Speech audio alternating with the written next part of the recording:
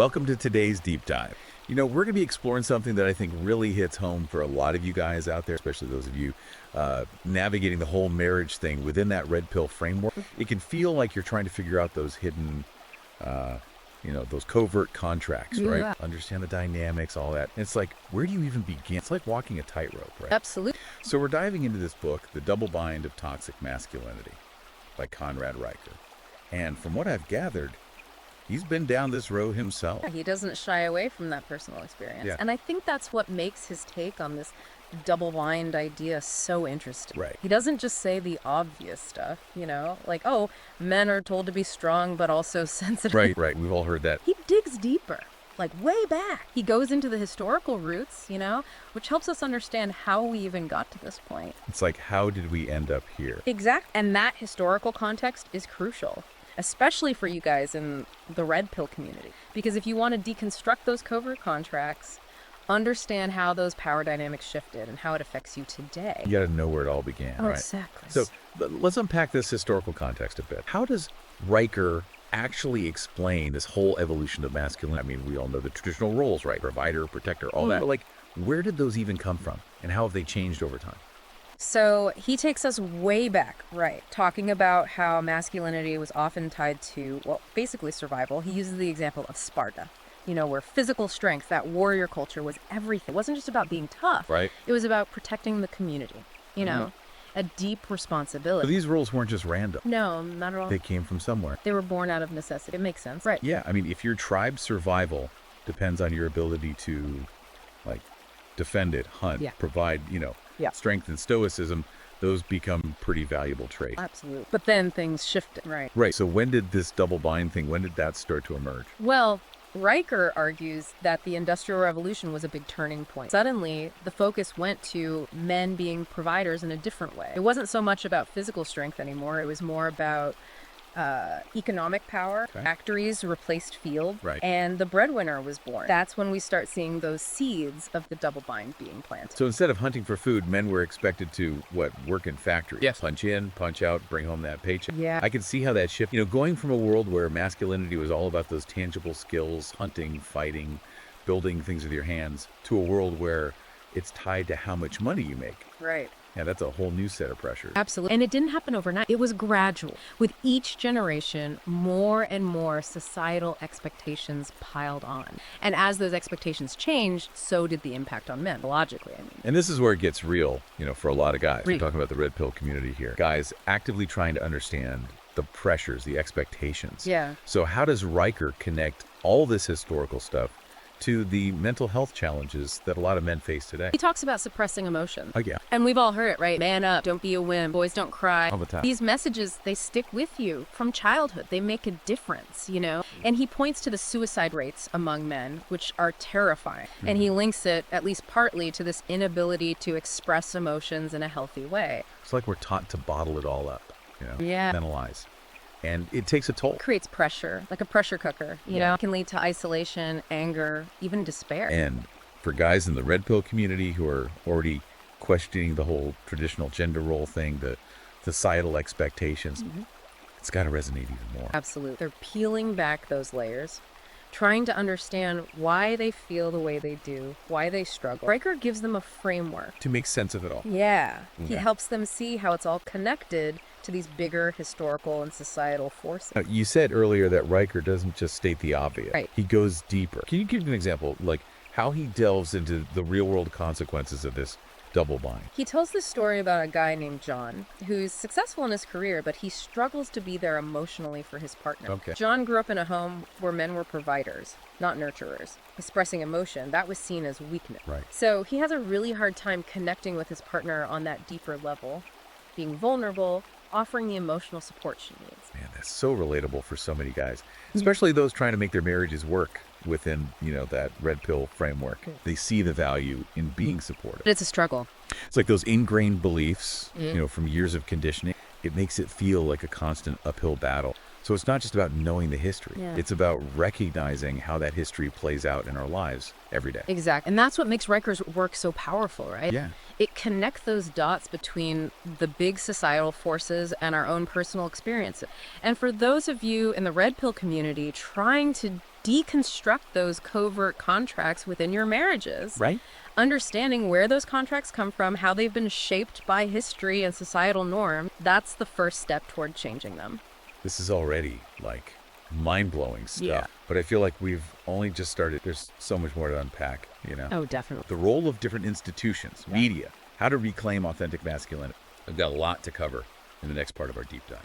Welcome back to our deep dive into the double bind of toxic masculinity. You know, we've been kind of exploring those historical roots of masculinity and how those historical shifts have kind of led to this paradox, right? This double bind that men face today. But for you guys, you know, in the married red pill community, I think the next thing you got to unpack is the role of institutions. Like, how have institutions like family, education, even religion contributed to all this? Yeah, and Riker's analysis of these institutions, it's especially insightful for you guys navigating marriage, you know, through that red pill lens. Yeah. Because he shines a light on those unspoken rules, those covert contracts that, you know, kind of govern our relationships. He starts with the family, which, you know, it's the first institution we encounter. All right. It's where we learn about gender roles, Yeah. you know, about what it means to be a man or a woman. And for a lot of us, you know, those early lessons, they were shaped by traditional values, right? Dad's the provider, protector, the one who disciplines. Mom's the nurturer, the caregiver, the emotional core. These roles, they seem natural, but they're also like deeply ingrained, passed down through generations.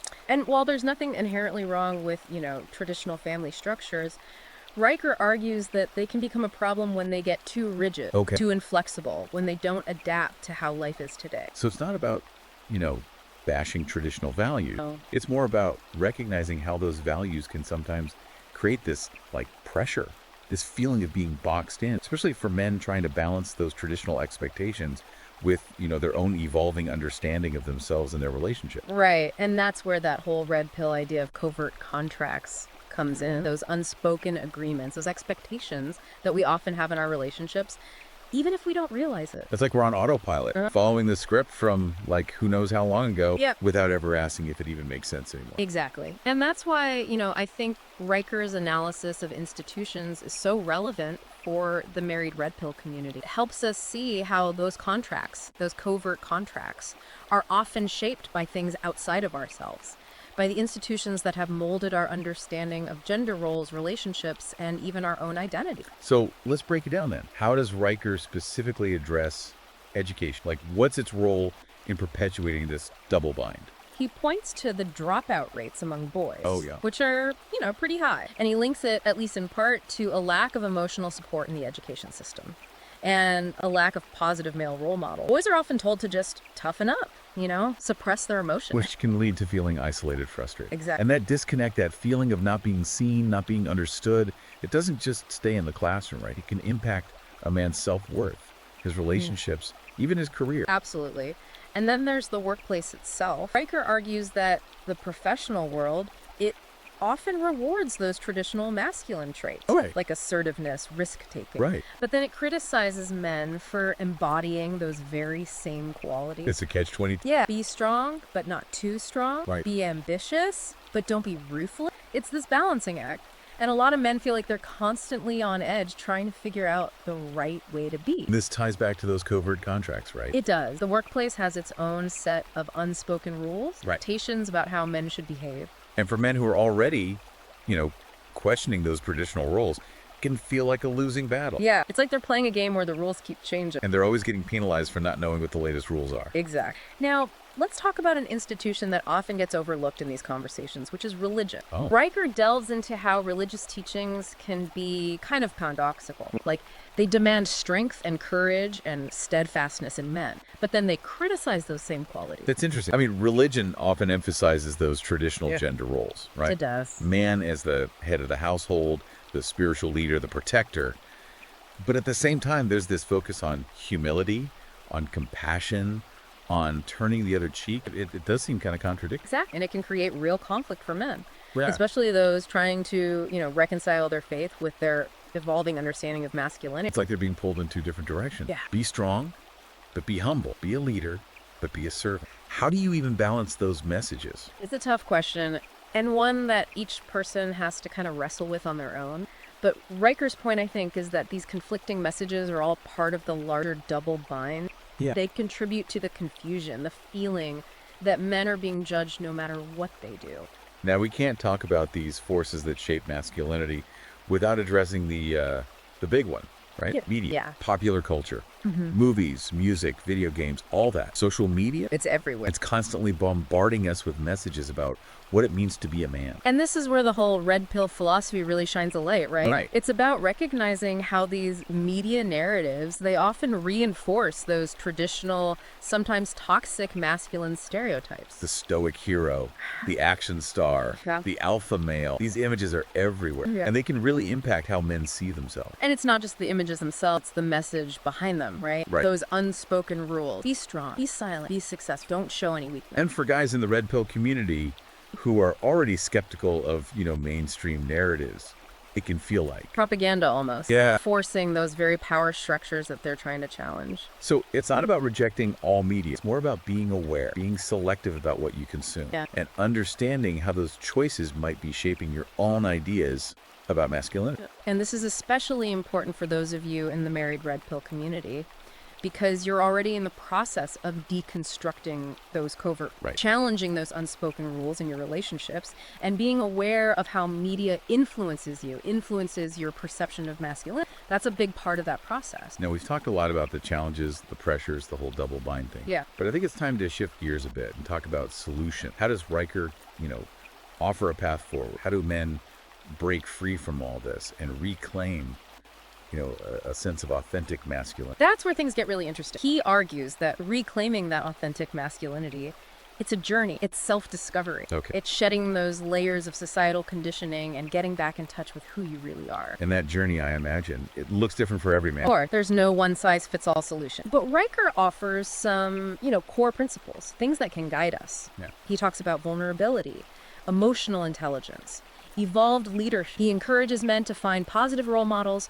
build supportive communities, and challenge those expectations, the societal ones, that don't serve them anymore. This is starting to sound like, like a roadmap for the red pill man. Right, it is, in a way. It's about taking control, understanding the rules of the game, and then choosing to play by your own rules. Exactly. And in the next part of our deep dive, we'll actually get into those specific strategies, those actionable steps that men can take to reclaim that authentic masculinity. Welcome back to the final part of our deep dive, into the double bind of toxic masculinity. We've been unpacking all this from the historical roots to the institutions that kind of keep this thing going. But let's get practical, For you guys in the married red pill community, actively working on those covert contracts, where do we go from here? Like, how do we actually put all this into action? Well, Riker, he offers some real concrete strategies for reclaiming that authentic masculine. And I think for those familiar with, the red pill philosophy, this will really resonate. He starts with building a supportive community, finding your tribe, guys who get it. Yeah.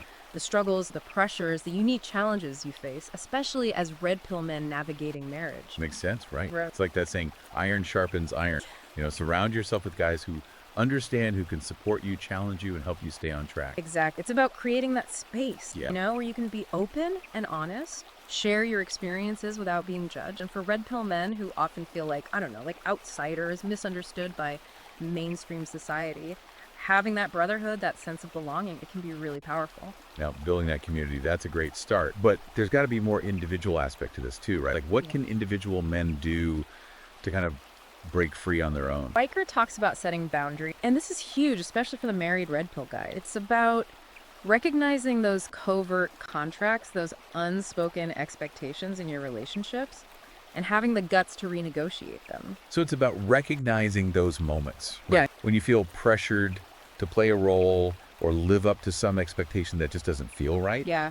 And then being able to say, hey, this isn't working for me. Exactly. It's communicating your needs, setting those limits, and being willing to walk away from situations that aren't serving you anymore. And this can be tough, especially for guys who are used to putting everyone else first. It's like, unlearning years of programming. Yeah. It's recognizing those patterns, those ingrained beliefs that have been holding you back, and then choosing to act differently. And that leads to the next step, which is challenging those societal expectations. Riker says you can't escape the double bind without addressing those deep-seated beliefs about masculinity, the ones we've internalized without even realizing it. So it's not just about setting boundaries in your personal life, it's about questioning those bigger societal narratives that try to define like what it means to be a man. Exactly. It's about recognizing those moments when you're judged, shamed, criticized for not fitting into that mold, and then having the courage to say, wait, who gets to decide what's manly?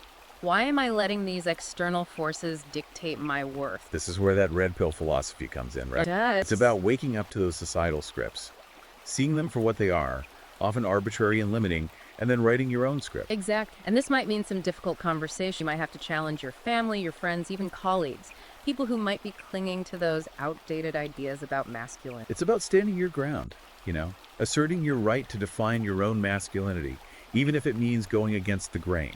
Now, throughout this deep dive, we've talked a lot about vulnerability, and I think it's worth revisiting because it's such a key part of reclaiming that authentic masculinity. For you guys in the married red pill community, this might be the toughest part because vulnerability, it goes against that traditional image of stoicism. Yeah, like showing vulnerability as a weakness, right? Makes you less of a man. But Riker, he turns that on its head. He says vulnerability is actually a sign of strength. Okay. It takes courage to be open, to share your fears and insecurities, to ask for help when you need it. And in a marriage, being vulnerable with your partner, that can be really powerful. So creating that space for intimacy, Yeah. for real connection, for building a relationship based on trust and being genuine. And this links back to that red pill idea of building a strong frame.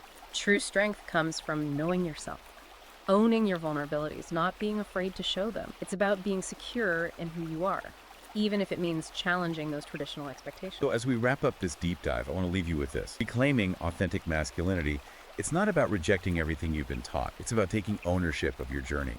It's about questioning those beliefs, challenging those expectations, and defining for yourself what it means to be a man, in today's world. It's about embracing both the strength and the vulnerability, the ambition and the compassion, the leadership and the willingness to learn and grow, and knowing that this journey, it's ongoing, a lifelong process of evolution and self-discovery. If this deep dive resonated with you and you're ready to explore these ideas further, I definitely recommend checking out The Double Bind of Toxic Masculinity by Conrad Riker. You can find it on Amazon Kindle and Google Playbook. It's a powerful book, and it'll challenge you to think differently and empower you to define what it means to be a man on your own terms. Thanks for joining us on this deep dive. Remember, the power to redefine masculinity lies within you. Until next time, keep questioning, keep evolving, and keep diving deep.